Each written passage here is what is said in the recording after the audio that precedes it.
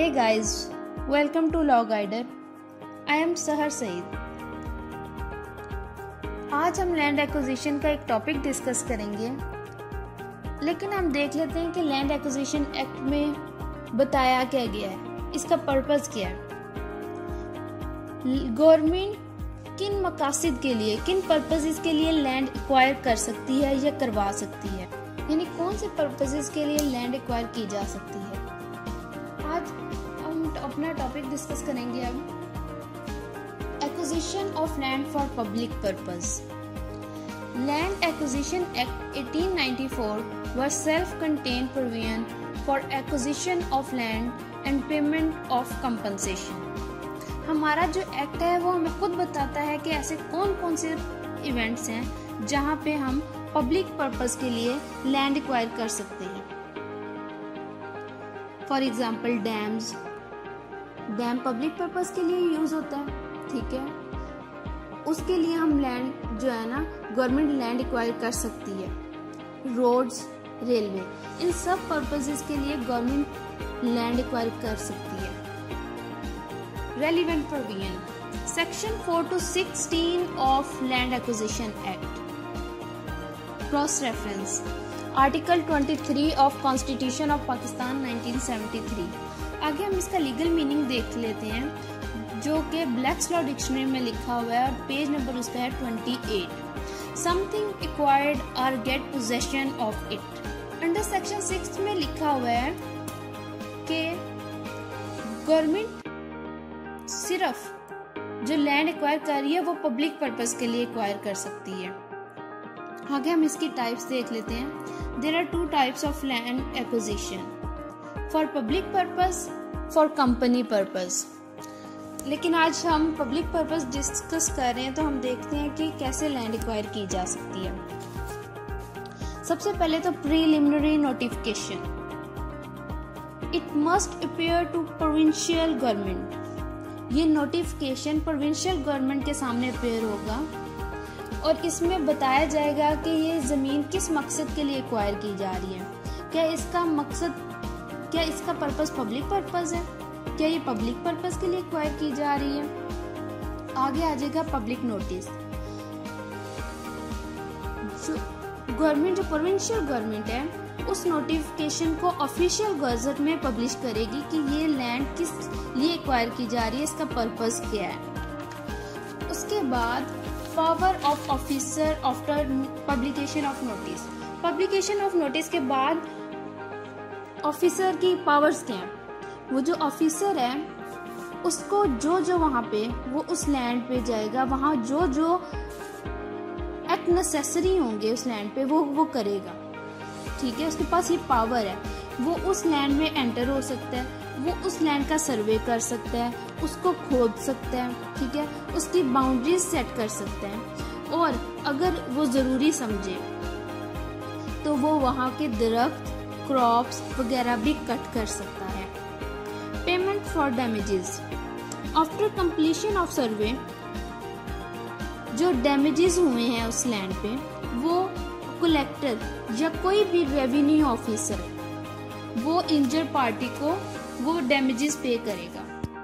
Objection, a party interested may object in writing to the collector within 30 days after issuance of notice. अगर किसी interested party को कोई objection है तो वो विद इन 30 days कलेक्टर को notice भेजेगी। Decision on objection by the provincial government shall be final।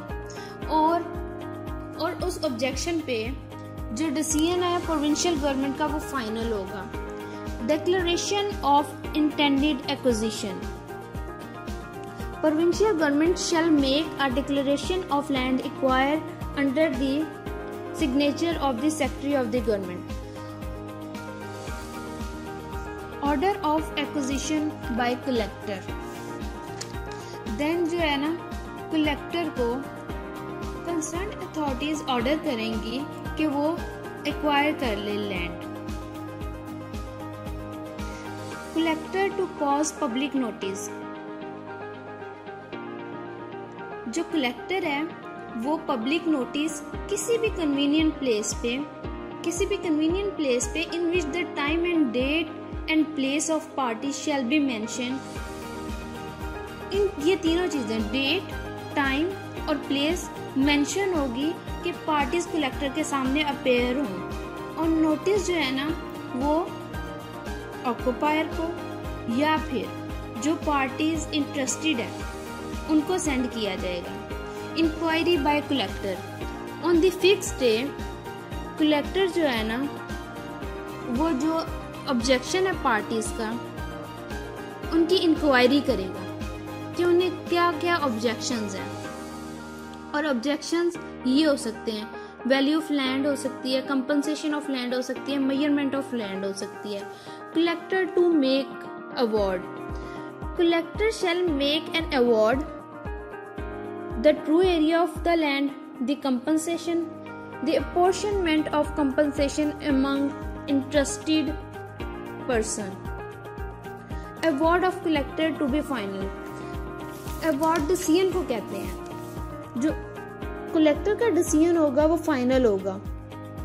Award given by the collector shall be considered as final and it can not be called in question in any court with whatsoever. जो उसका decision है वो final है और उसे किसी भी court में चैलेंज नहीं किया जा सकता। अगर पार्टीज की प्रेजेंस में अवार्ड जारी किया जा रहा है तो 6 वीक्स के अंदर अंदर वो इसे चैलेंज कर सकता है। अगर उसे वो मंजूर नहीं है, यानी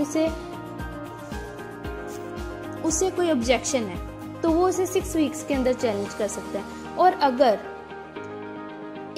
उसकी पार्टीज की एब्सेंस में वो अवार्ड जारी किया जा रहा है तो वो विद इन 6 मंथ के अंदर वो उस अवार्ड को चैलेंज कर सकता है। अवार्ड को चैलेंज करने के लिए एक एप्लीकेशन कलेक्टर को या किसी अथॉरिटी को, इससे रिलेटेड किसी अथॉरिटी को वो एप्लीकेशन सबमिट कराई जाएगी और जो कलेक्टर है उसे सिविल कोर्ट में रेफर कर देगा और फिर सिविल कोर्ट डिसाइड करेगी कि जो उसे कंपनसेशन दी गई है वो इंसाफ के तकाजे को मद्देनजर रखते हुए सही दी गई है या कम दी गई है। Power to take possession, after award the collector may acquire the possession of certain land. जो कलेक्टर है वो उस जो लैंड एक्वायर की गई है उसकी पोजेशन ले लेगा। Power of collector as to making of award, यहाँ पे कलेक्टर की क्या क्या पावर है। टू करेक्ट मिस्टेक, वो जो मिस्टेक्स हैं वो करेक्ट कर सकते हैं। सो मोटो यानी अज खुद या ऑन एप्लीकेशन या दरख्वास्त पे। To summon witnesses, to adjourn inquiry, वो इंक्वायरी बिठा सकता है। ठीक है, ये इसकी कलेक्टर की पावर्स हैं। और ये था आज का हमारा topic. Thanks for watching this video.